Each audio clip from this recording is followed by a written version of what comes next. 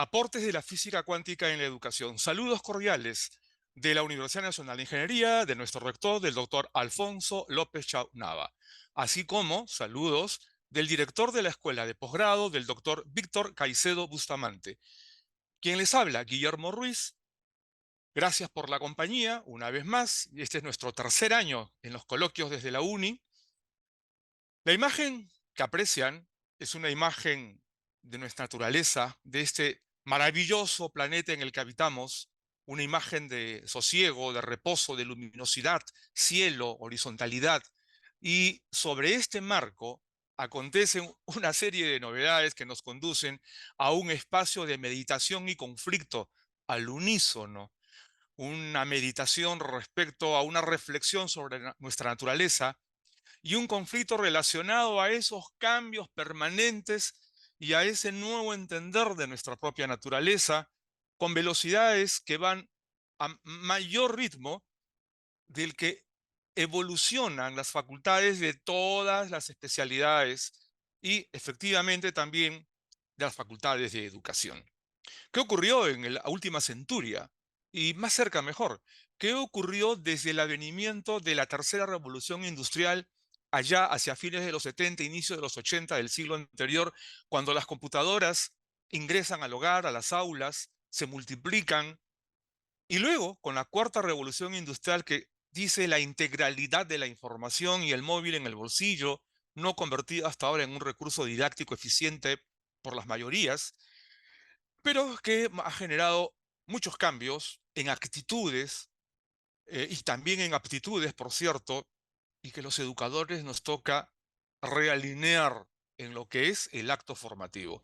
Pero para ese mismo tiempo surgen innovaciones relacionadas desde el ámbito de las ciencias, desde el lado de la física cuántica, que nos advierten cuál es nuestra esencia y cuál es la composición de nuestra materia y de nuestra energía, y de las ciencias de la neurología, que empiezan a mostrarnos el comportamiento de nuestras neuronas y se comienza a mapear el cerebro y comprendemos entonces ahora mejor cuál es nuestra esencia y cuáles son las motivaciones y los formatos con que se tiene que estimular los aprendizajes. Para decirlo de una manera sencilla, porque en realidad es mucho más que solo aprendizajes. Entonces, esta superposición de este nuevo escenario en el que estamos todos nosotros involucrados, tenemos un rol. Y sobre todo, los educadores, de todos los niveles, superior, educación básica, inicial y educación desde el vientre materno. Hablaremos de esto a lo largo de los coloquios del año 2024 y empezaremos por comprender cuáles son los aportes que ha traído la física cuántica y las ciencias de la neurología. ¿Y por qué hablamos de razonamiento cuántico? Cuidado, que no estamos hablando de un razonamiento relacionado al manejo de las computadoras cuánticas, portátiles que ya existen. Sí, ya existen. No hay únicamente supercomputadoras cuánticas, ya existen computadoras portátiles cuánticas con procesadores que tienen extraordinaria capacidad de procesamiento y velocidad y volumen de almacenamiento.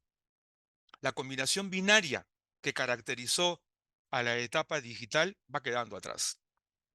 La composición de los programas y los circuitos electrónicos basados en 1 y 0 van quedando atrás. Gracias a la computación cuántica, cada posición de 1 o 0 puede ser multidimensional, superpuesto, relativamente superpuesto, lo cual genera capacidades extraordinarias, ya lo cité, de procesamiento.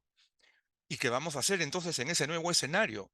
¿Cuál es el acto de pensar, de producir y de actuar que tendrán los ciudadanos de aquella etapa? Y aquella etapa está pronosticada para el 2030, o sea, en 6 años más. Quiere decir que los que ingresan a la universidad este año egresarán ya directamente al escenario de la quinta revolución industrial. Sí. Y los que llegaron a la escuela, a la secundaria o están terminando la primaria, igual.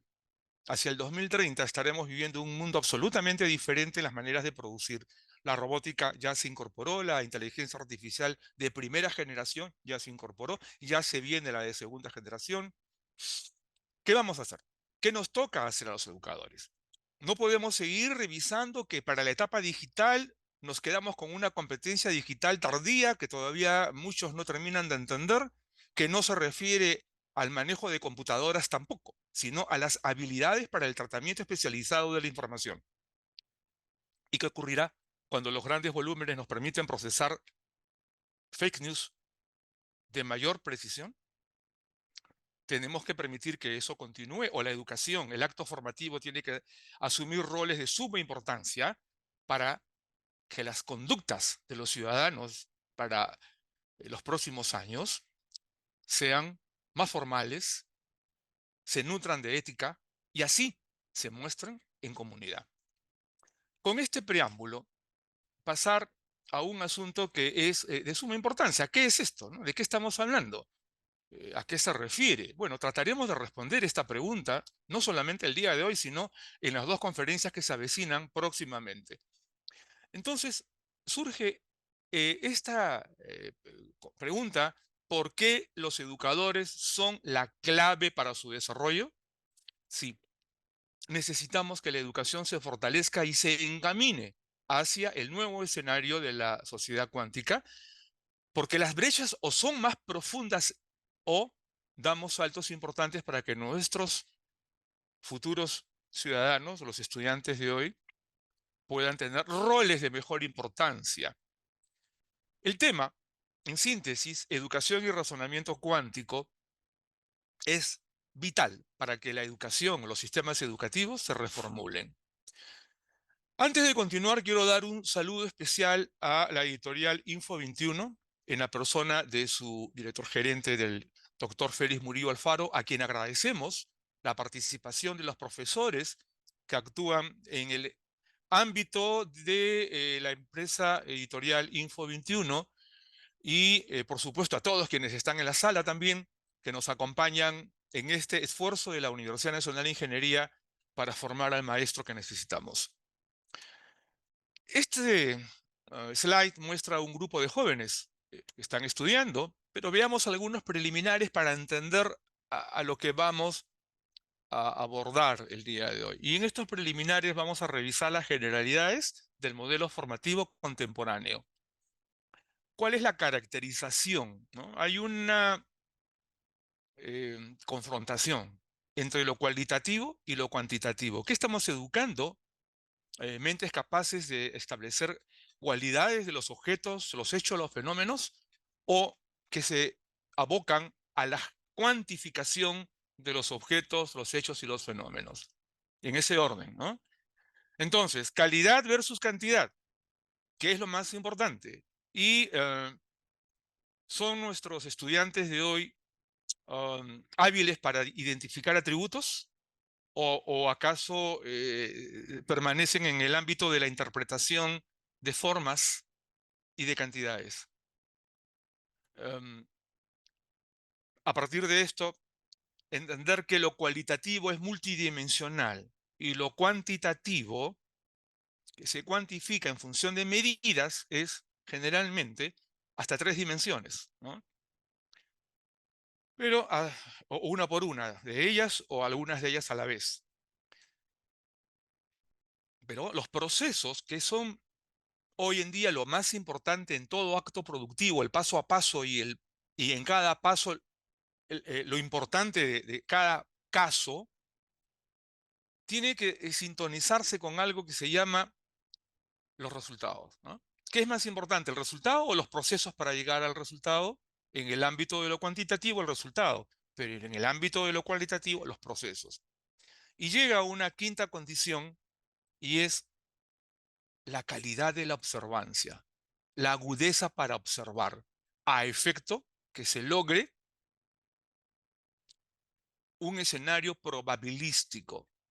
Y aquí es donde, en general, la educación, el acto formativo, está fallando. Entonces, si esto no se da, entonces la competencia digital no se está abordando. Hay una confusión, se cree que la competencia digital es la habilidad de las técnicas operativas del teclado, ¿no? Para que la computadora funcione. No, no, no.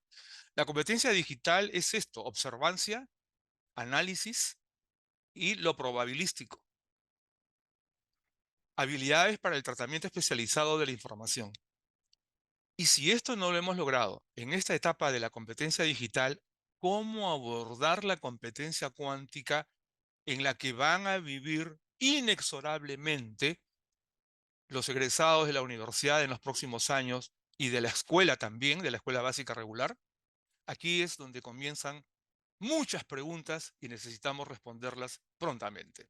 Las facultades de educación tienen un especial rol para que esto funcione bien. Lo cualitativo, multidimensional, nos permite observar las características esenciales de los objetos, de los hechos y de los fenómenos. Quien no ve cualidades de los objetos difícilmente los verá en los hechos y con mayor dificultad en los fenómenos. Y eso es lo que ocurre generalmente con lo cuantitativo, que genera cifras estanco, ¿no?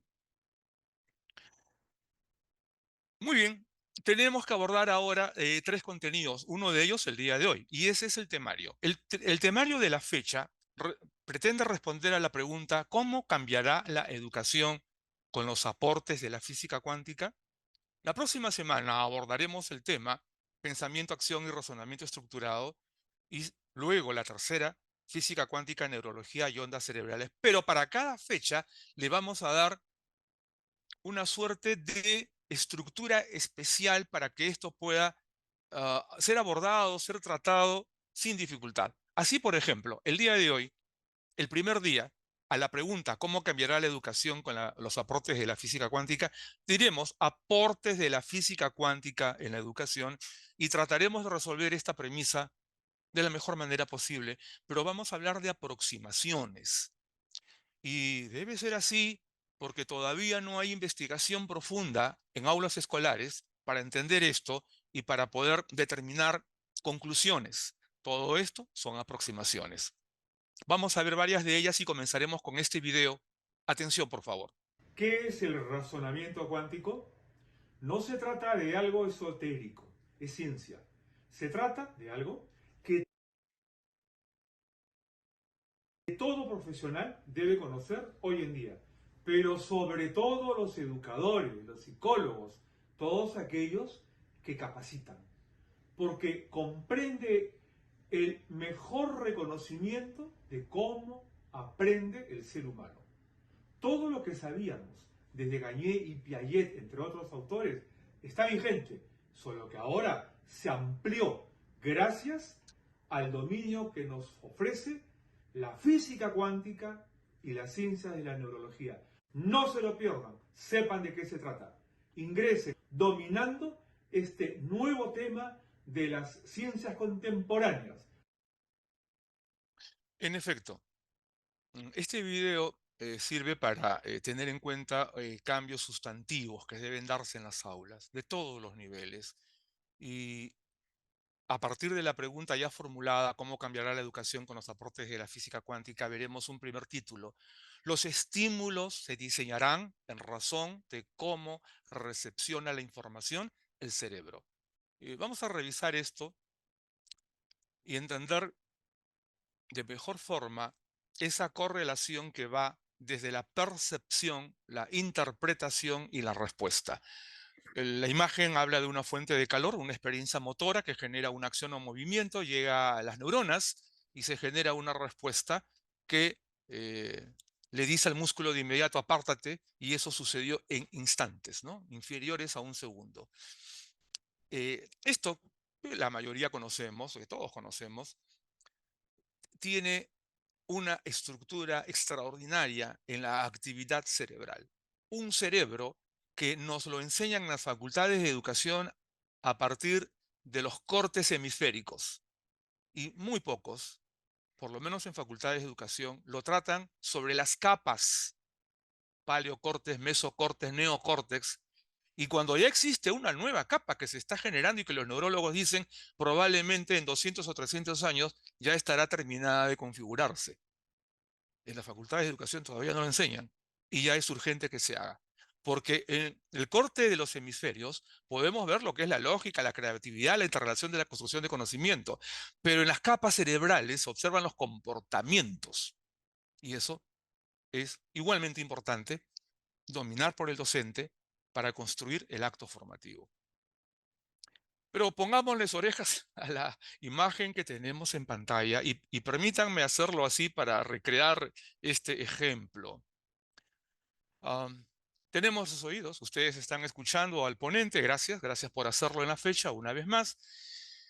Y les voy a pedir que conforme a la imagen que continúa, que recepciona las ondas cerebrales, perdón, las ondas de sonido, llegan al cerebro, sí, las ondas sonoras que llegan al oído, para oír.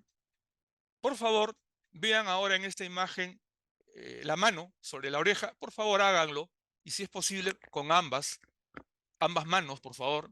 Les agradeceré que lo hagan mientras el ponente sigue explicando el material preparado para la fecha. Y ya pueden bajar las manos. Gracias por haberlo hecho. Una consulta, ¿el ponente cambió de voz? ¿O es que ustedes captaron de mejor forma la fuente sonora y el oído pudo captar de mejor manera la onda sonora y la recepción de escucha en el cerebro fue más efectiva, ¿no? Se escuchó más nítido. Se escuchó más nítido porque la frecuencia de onda fue captada de mejor manera.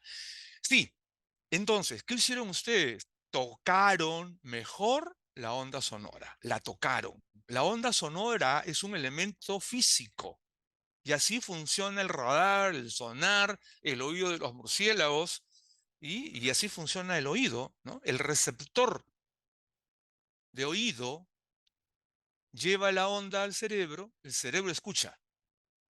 Vayan por favor identificando estos términos, es muy importante porque hay que diferenciar en el acto perceptivo sensorial cómo funciona este hecho. Pero vayamos a la siguiente capacidad sensorial del ser humano, los ojos, ¿no? Vemos, vemos gracias a nuestros ojos, pero ¿por qué vemos? Vemos porque tocamos fotones,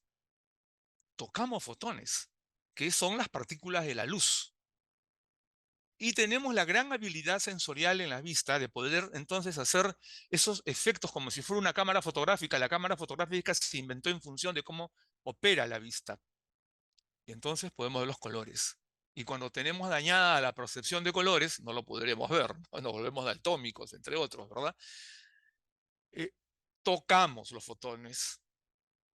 Esa es la realidad de la percepción visual. Tocamos. Esta palabra tocar la voy a repetir varias veces para concluir luego con algo que ya explicaré. El olfato, el acto de olfatear, las millones de partículas que hay flotando en el aire y permiten ser identificados, más de 20.000 olores, por cierto, esa es la capacidad humana. Y tenemos el gusto, ¿no? Que no funciona si no llevamos a las papilas gustativas, por ejemplo, la gráfica del plato que simula un arroz con pollo, podría ser cualquier otro, pero ¿cómo es que sensibilizamos el gusto? Tocando el alimento. Bien, y seguimos tocando con la piel, y seguimos tocando con las manos, y seguimos tocando con los pies, y seguimos tocando de manera que nuestros órganos sensoriales perciben del mundo externo y la señal viaja al cerebro. Y por eso existe la reflexología, que estudia los componentes de las plantas, pero también de la mano, las terminales nerviosas que activan las neuronas.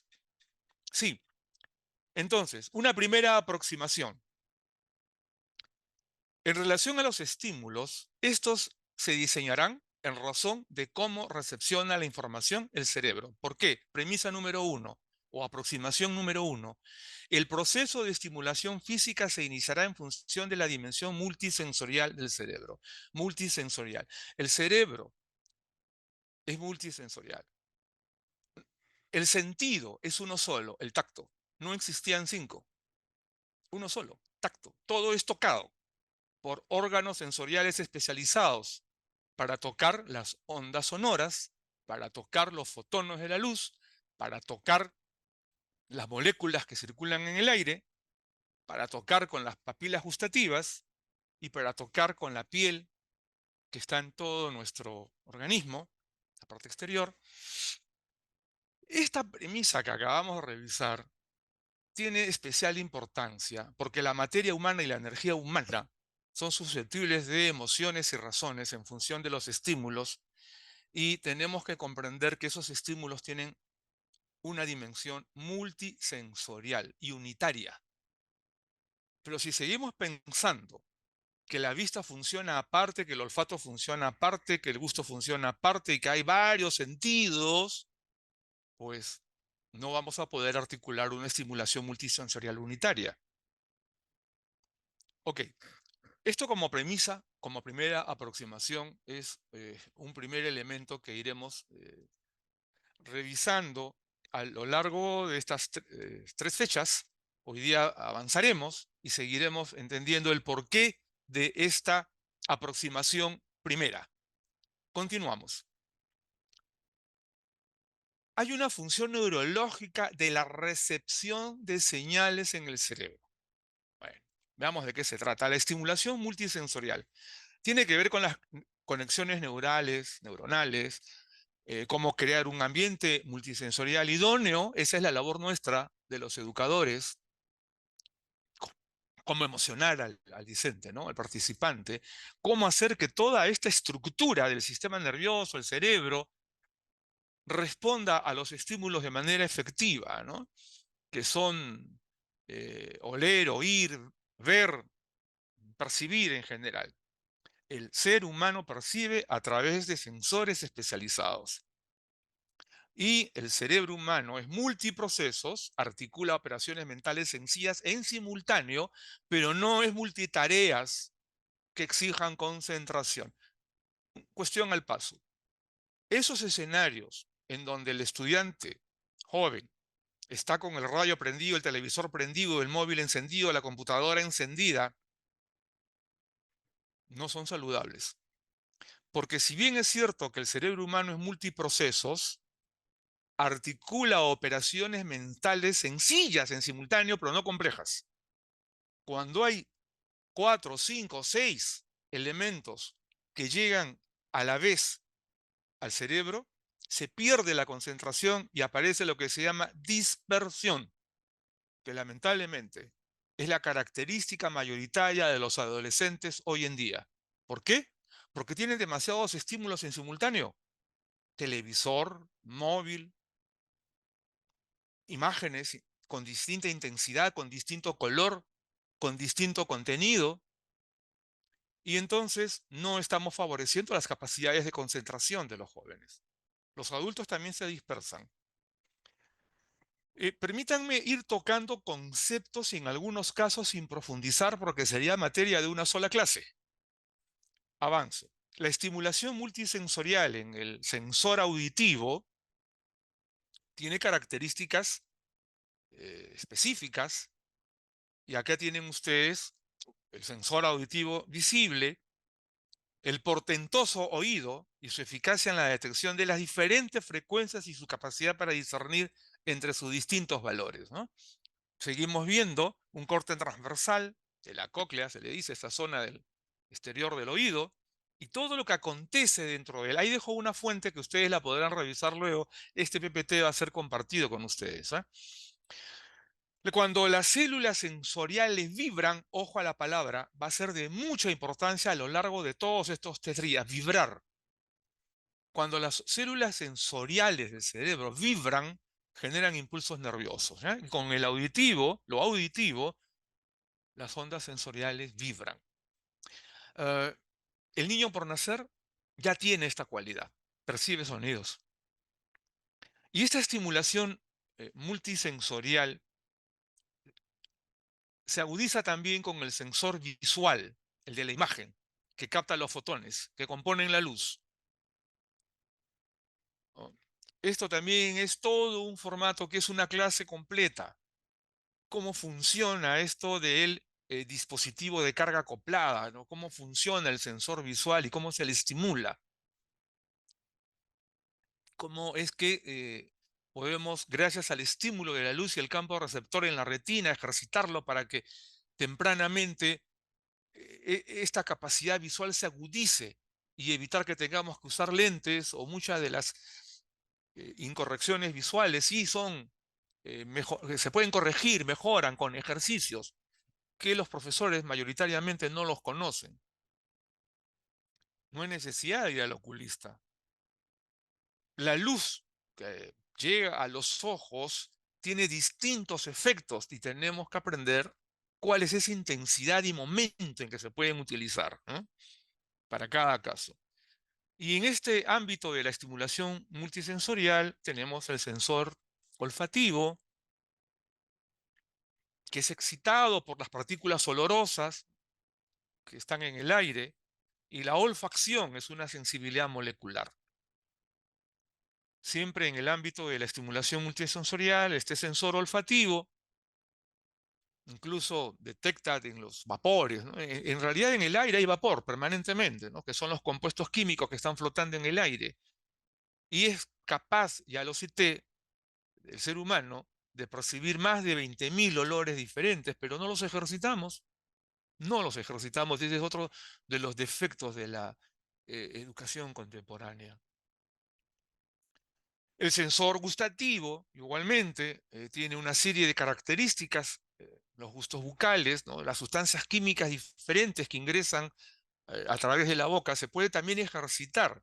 Tampoco lo hacemos. Una segunda aproximación, entonces, en relación a la función neurológica de la recepción de señales en el cerebro. ¿Cuál es esta aproximación? La leemos.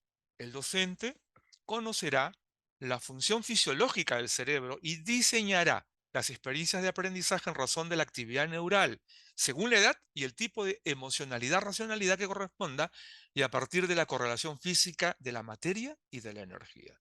Repito, somos materia y somos energía.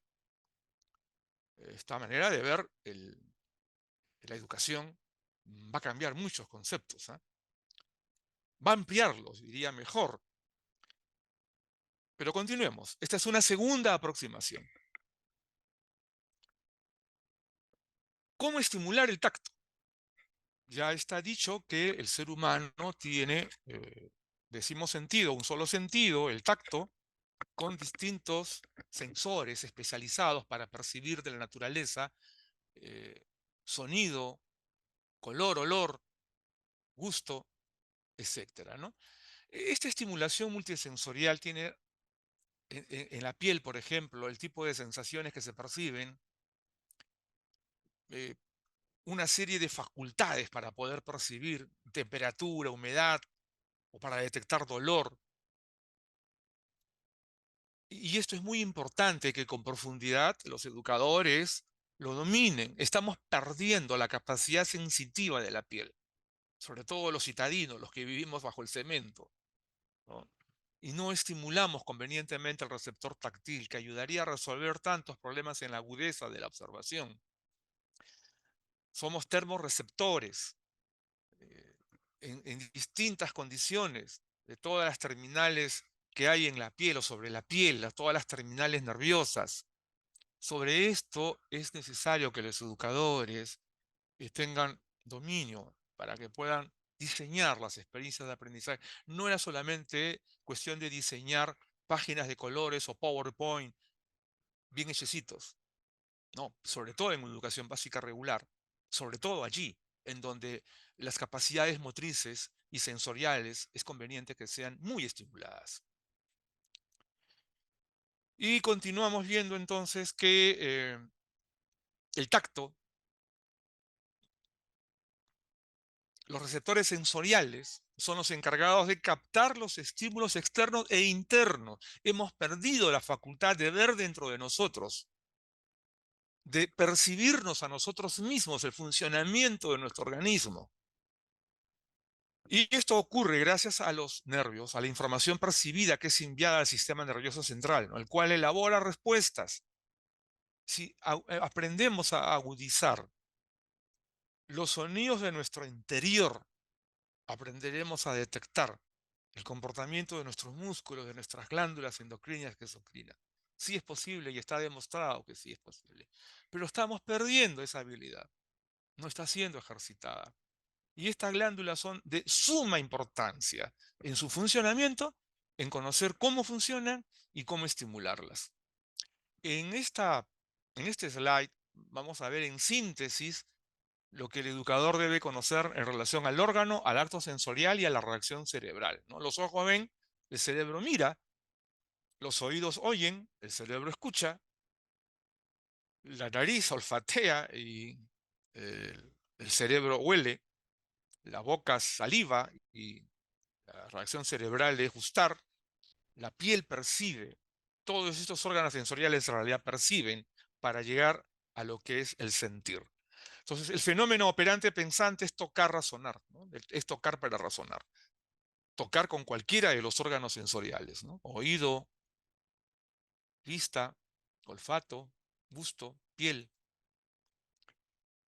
Así es, esta realidad que ya se enseña en muchos colegios europeos es un estudio hecho por Friedrich Fester, un alemán, discípulo de Piaget. Él fue el creador de la teoría de la estimulación temprana y de esto que estamos viendo hoy, que es entender cómo funciona el cerebro en cuanto a lo que es percepción y que por razones físicas el ser humano tiene un solo sentido, el tacto.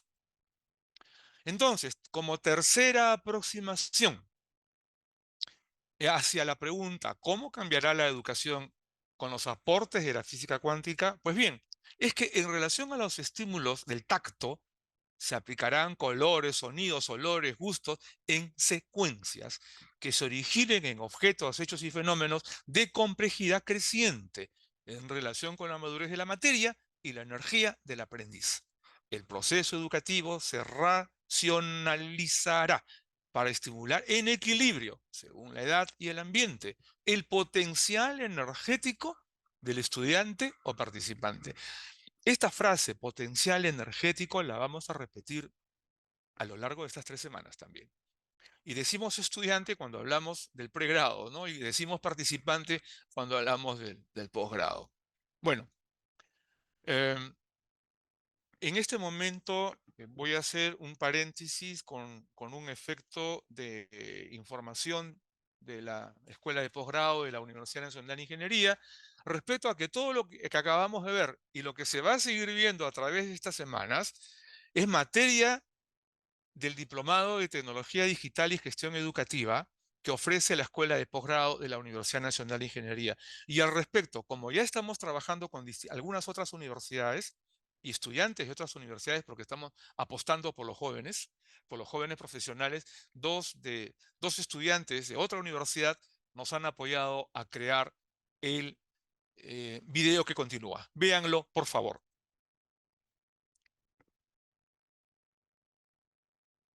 Sociedad digital.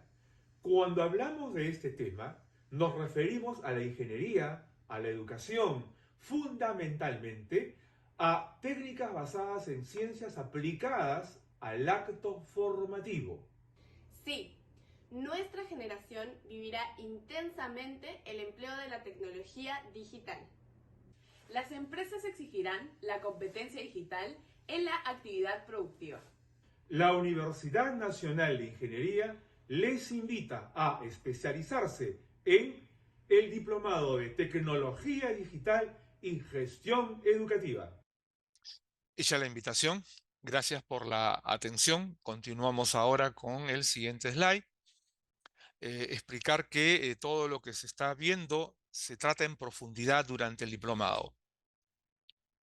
Bien, ahora vamos a entrar a una cuarta aproximación que ya vamos a entrar más de lleno a este hecho de la física cuántica, la composición subatómica de la materia. Acá les voy a agradecer que pongan en todas sus capacidades sensoriales, porque este ya es un tema bastante nuevo. Veamos. La materia conocida, ¿no? ¿Cómo terminó el siglo anterior? Con el reconocimiento de 4 clases de materia, ¿no? Algunos todavía identifican sólido, líquido y gaseoso, pero no, hacia fines del siglo pasado ya se había reconocido una cuarta composición de la materia que es el plasma. y la cadena entonces derritirse, evaporarse, ionizarse y la ruta inversa, deionizarse, condensarse, congelarse, ¿no? Estas son las clases de materia que a fines del siglo anterior estaban identificadas y había consenso de todos los científicos que estas eran las clases de materia. Pero otros científicos ya desde mediados del siglo anterior estaban haciendo investigaciones desde la época de Planck, Max Planck, Einstein y otros más, que algunos de ellos los vamos a citar, que nos advirtieron de otros estados de la materia. Pero conforme esto fue avanzando, ocurre que conocer esos otros estados de la materia ya se hace necesario para todos, porque ingresamos a un mundo en que vamos a operar con esos distintos estados de la materia. Y veamos cuáles son, ¿no? Primero, repasar un poco esto del plasma, porque es una forma en que se presentan los gases. Y, por ejemplo, las luces de neón, los tubos fluorescentes, pantallas de plasma, ¿no? Que muchos de nosotros tenemos en nuestras casas, en los televisores.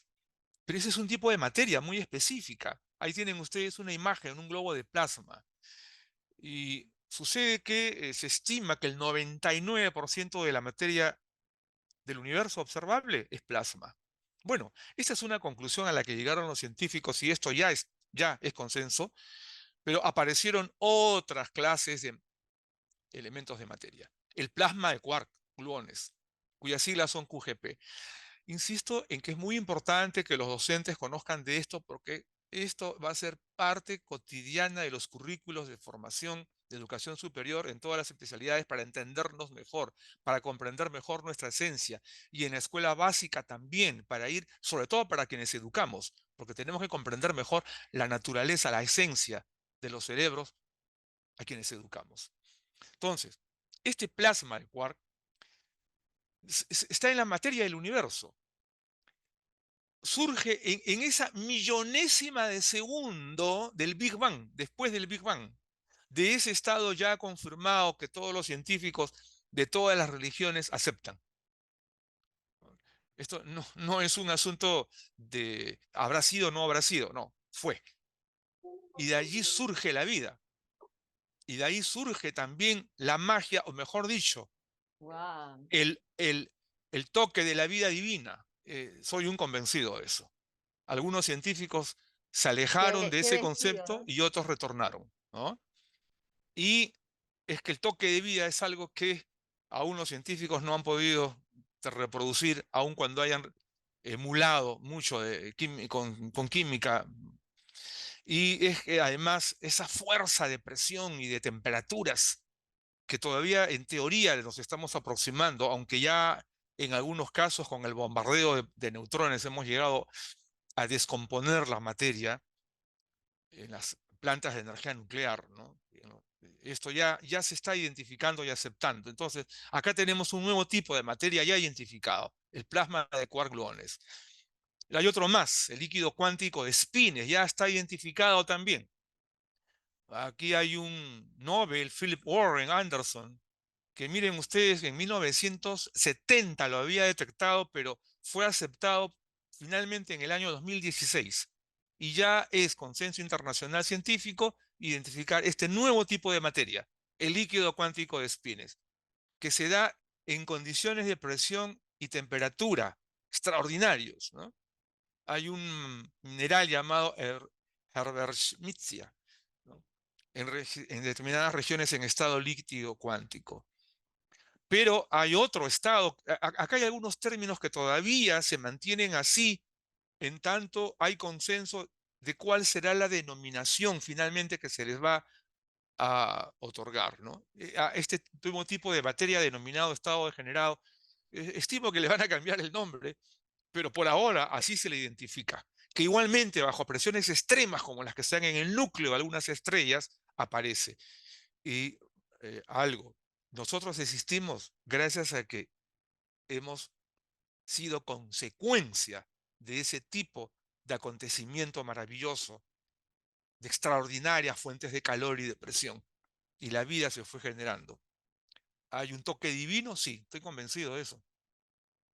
Algo más reciente es este otro tipo de materia, el condensado de Bose-Einstein. Un hindú a la edad de 26 años, notable científico, al lado de Albert Einstein. Ambos dieron con este tipo de materia. Y en honor a este chico, bueno, perdónenme, un científico, fue temprano que él hizo esto, 26 años, ¿no? Formidable. Y entonces se le denomina eh, al elemento de materia que él identificó, él es bosano, ¿no? Así se le denomina. Y son partículas que se vuelven indistinguibles entre sí y dan lugar a lo que ahora se llama superátomos. Repito, mucha de la terminología que se está utilizando, pienso que va a ser modificada en la medida que se normalicen los lenguajes. Esto es muy nuevo, ¿no? Pero que ya es vigente, ya está identificado, ya está científicamente demostrado. Una materia denominada condensado de Bose-Einstein o bosano. Bien, y este otro, que está en estudio, ¿eh? Este otro tipo de materia está en estudio, el hielo superiónico. Pero ya se conoce que en lugares como Urano, esto existe. O sea, hay planetas en donde este tipo de materia se conserva.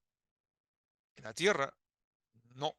Hasta ahora nadie ha podido determinar, pero todos los estudios que se han hecho permiten inducir que en Urano, por ejemplo, este tipo de composición de materia debe estar, porque además se genera a temperaturas cercanas a los 5000 grados centígrados, imagínense, ¿no? Brutal presión, ¿verdad? ¿Sabían ustedes que ahora ya se sabe por cálculos físicos, físico-matemático, que el oro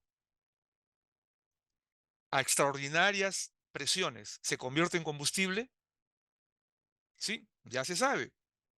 Ahora se entiende por qué en todo el planeta y todas las antiguas civilizaciones, aunque no hayan tenido móvil, ni televisión, ni satélite y no se comunicaban entre sí, pero todos tenían que ver con el oro. Todos lo sabían. ¿Y cómo es que lo sabían? Preguntas, ¿no? Preguntas que habría que en algún momento responder. Bien,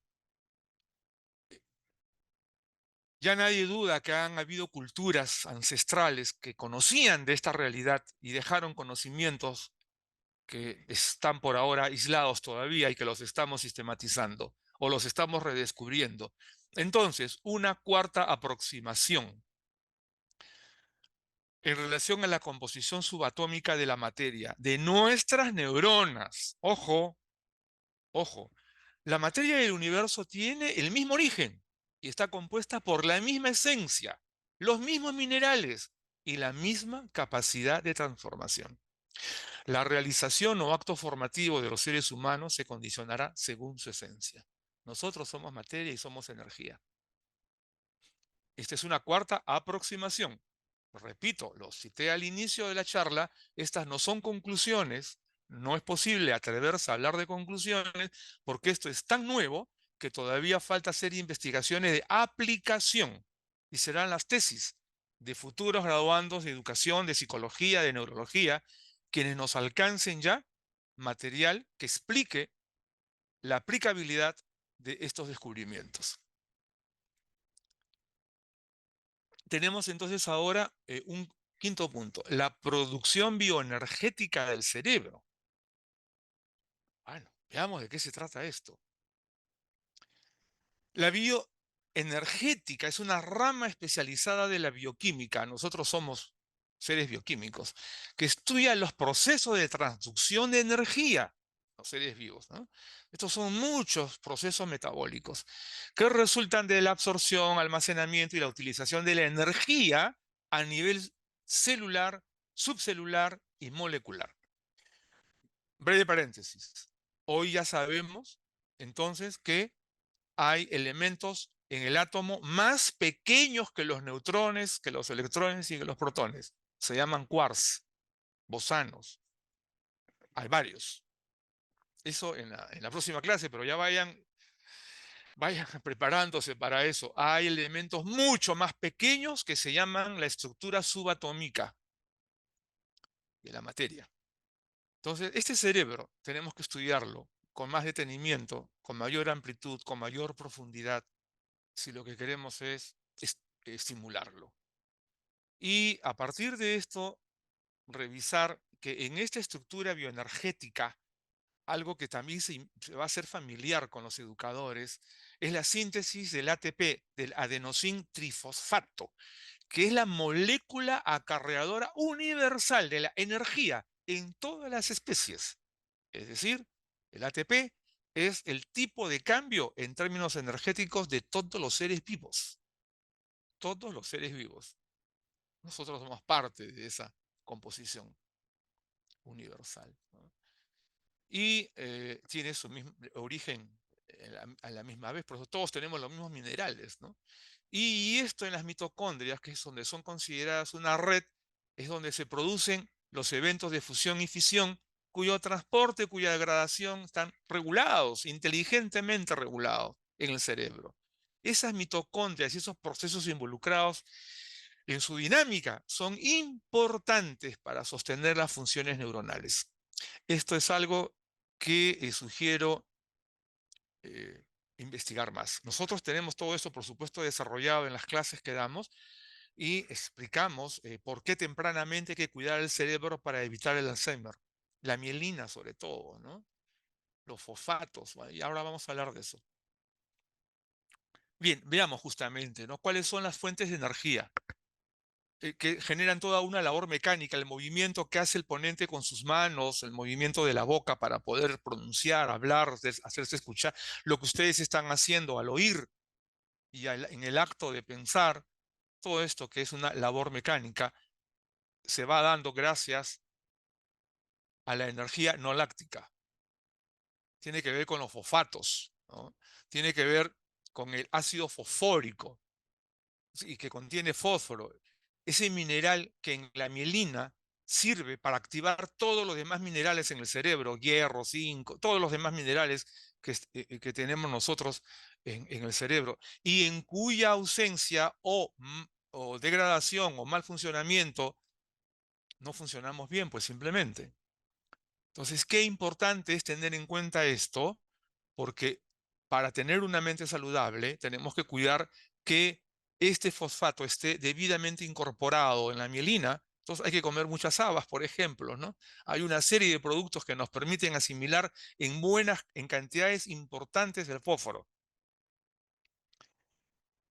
Y el oxígeno. Un cerebro mal oxigenado no genera energía de oxidación. Y aún a pesar de la combustión de los alimentos, puede estar muy bien alimentado, pero si el cerebro no está bien oxigenado, entonces tempranamente los niños, las madres y los niños, tienen que descansar en ambientes bien oxigenados, por favor. En invierno no se encierren. Abríguense bien, pero que haya circulación de aire y renovación de oxígeno.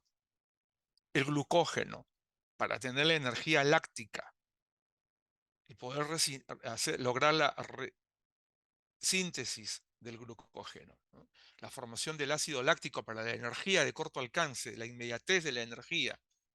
Cuando se pierde la capacidad energética, entonces se recurre a las reservas que hay en el hígado. Pero cuando el estudiante juega ajedrez muchas horas o está concentrado muchas horas y no tiene suficiente oxigenación y suficiente fósforo, van a acontecer enfermedades. Entonces no podemos exponer a las personas a largas jornadas de estudio si no sabemos que su capacidad fosfórica y de oxígeno están bien nutridos. Sí, pues. Entonces, esto que es parte de lo que estudia la bioenergética se refiere a las fuentes de la energía para la labor motriz. Y es por eso que los niños se mueven tanto. Necesitan hacerlo para que toda su actividad bioquímica y cerebral y todas sus funciones sinápticas se estimulen. A mayor movimiento, mayor madurez sináptica. Ese cerebro maravilloso se nutre del movimiento. Así que aquello de chicos, siéntense y cállense, por favor, no más, no más. Hace daño.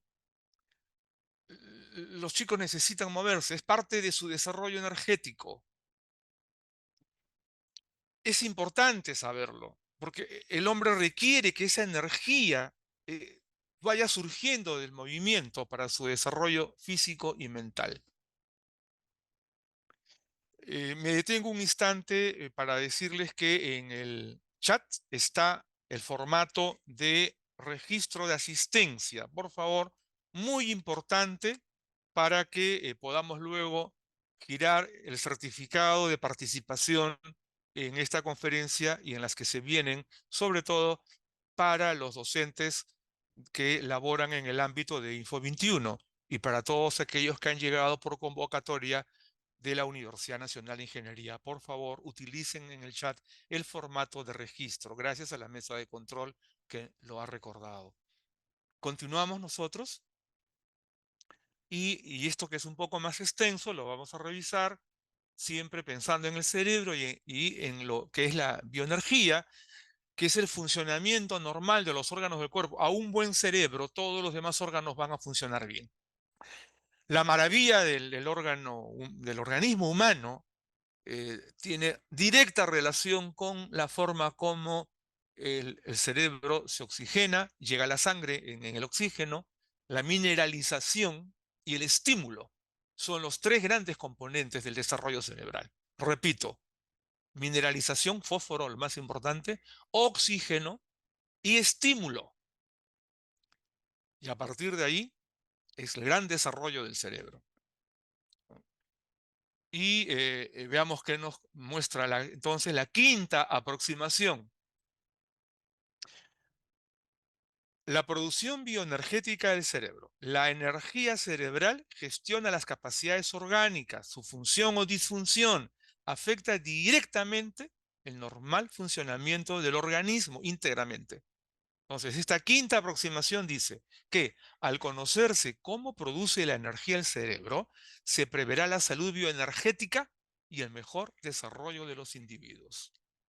Miren ustedes la importancia de esta aproximación y de la necesidad de detenerse a revisar estos temas con profundidad.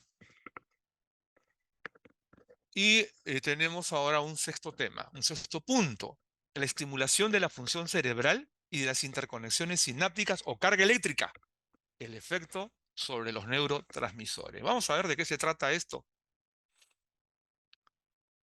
Aquí tenemos una célula, una neurita, ¿no? Veamos.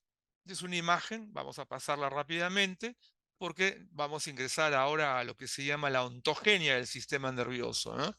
¿Qué es la ontogenia? Es lo que describe el desarrollo de un organismo, ¿no? También se le dice morfogénesis u ontogénesis. ¿Cómo nos desarrollamos? Nuestro desarrollo es físico-químico, bioenergético, ambos a la vez, ambos a la vez. Y si el educador no está empapado en cómo esto funciona y cómo se ha de estimular, entonces, pues, no vamos a poder hacer todo de manera completa. La actividad bioeléctrica del cerebro responde a los estímulos en la medida que estos sean adecuados a las características del estudiante o del participante, adecuadas. Y eso significa que no es la misma intensidad ni la misma frecuencia para todas las edades. Eso significa incluso que en un grupo homogéneo etario, no necesariamente todos van a responder a la misma experiencia, porque probablemente provengan también de experiencias previas distintas. Hay que reconocerlas. Y entonces provocar el tipo de estimulación más adecuado para cada grupo etario, para cada conjunto de estudiantes o de participantes, ¿no? Este sistema nervioso, recordemos que se inicia a los 18 días de la aparición del nuevo ser, de la fertilización, ¿no? Y esto lo vamos a pasar rápidamente, lamentablemente me gustaría detenerme, pero en este cigote, en este nuevo ser, en la parte exterior, esa capa que lo rodea, allí está el ectodermo, allí, desde allí, va a surgir la piel y el sistema nervioso. De la segunda capa van a aparecer los músculos, los tejidos conectivos y el sistema vascular. Y esto ya se ve a los 18 días, ¿eh? Y en la parte interior, desde el núcleo, desde el endodermo, se originan los huesos. Ya hay vida. Ya hay vida. En realidad hay vida propia desde el tercer día, pero en el 18º día es que ya se identifica esta característica en el nuevo ser. Entonces, es esa tercera semana del desarrollo en donde ya se engruesa para consolidar la placa neural. Esa placa neural que aparece desde el momento de la concepción y que es afectada por todo el espacio físico en el que acontece. Este es otro tema de estudio, ojo, ese momento amatorio de padre y madre es influenciado por todos los elementos físicos alrededor. Eso, por favor, no es esoterismo, ¿ah? Eso es ciencia física. Bien, sí, los germinales. Bien, continuamos. Ah, ese sistema nervioso comprende un tejido adiposo que transforma impulsos que se reciben del ambiente y que son enviados a las zonas de recepción motora, ¿no? ¿Y cómo es que se reciben? A través de los sensores especializados. Y pueden ser tocados de manera que al ser percibidos son llevados al cerebro, enviados al cerebro. Y este devuelve respuestas a través de los órganos efectores. Bueno, este es el proceso que se llama de recepción y emisión, en donde las neuronas son el elemento central de este acontecimiento. Y esas funciones básicas del sistema nervioso que son sensitivas, tienen un factor interno, es integrador y tienen un efecto motor externo que responde a los estímulos. Este circuito necesitamos gobernarlo. Vamos a llamarlo la gobernanza del acto sensitivo motor, ¿no? Que pasa por el momento integrador. Y todo esto es, repito, efecto neural. En las clases que damos se revisan las clases de neuronas. Algunas son células excitables y otras inhibitorias. No hay masa. Hay dos grandes clases, excitatorias e inhibitorias. También las llamamos neuritas, ¿no? Que son las fibras nerviosas, que configuran todo lo que se llama el cerebro y están a lo largo de la médula espinal y los ganglios. Esa es la razón por la que cuando una persona enferma de los ganglios, su periodo de vida es breve. Pero ¿cómo se evita? La salud de esta red, ¿de qué depende? Esto es muy importante que se estudie porque también tiene que ver con los estímulos negativos. Por ejemplo, en una clase, cuando un alumno no nos está escuchando, por favor, no lo extraigan de su distracción, entre comillas, de manera compulsiva. Pepito, ¿qué dije? Grave. El pobre Pepito sufre en ese momento un conflicto neural emocional que se va convirtiendo en varias ocasiones en un defecto nervioso.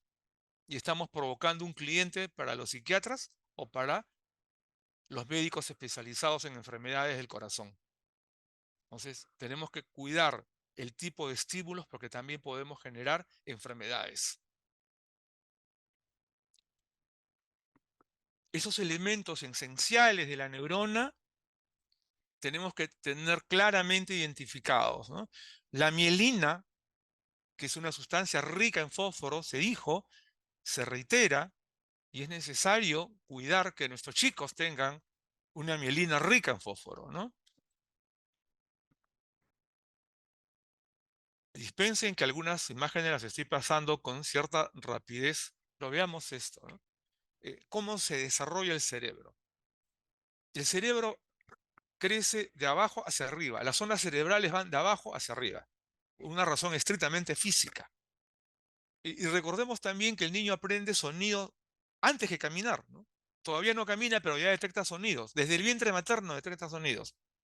Y en este caso, en la composición neural, los axones largos, que son los que movilizan los músculos del pie, tardan más en mielinizarse que los axones que inervan la lengua y la laringe, ¿no? Y la visión se da antes que el habla. Esta secuencia la debemos tener muy en cuenta porque esa secuencia también nos anima a ver a lo largo de la vida cómo formulamos las experiencias motoras.